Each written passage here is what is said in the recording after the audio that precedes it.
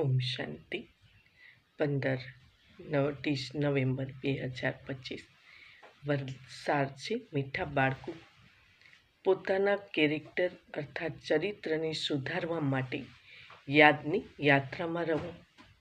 બાપની યાદ તમને સદા સૌભાગ્યશાળી બનાવે છે.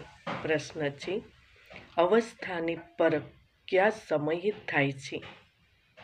સારી અવસ્થા કોને કહેવાય? ઉત્તર છે, અવસ્થાની પરખ બીમારીમાં સમયે થાય છે. બીમારીમાં પણ ખુશી બની રહે અને ખુશ મિજાજ ચહેરાથી બધાને બાપની યાદ અપાવતા રહો. આ જ છે સારી અવસ્થા.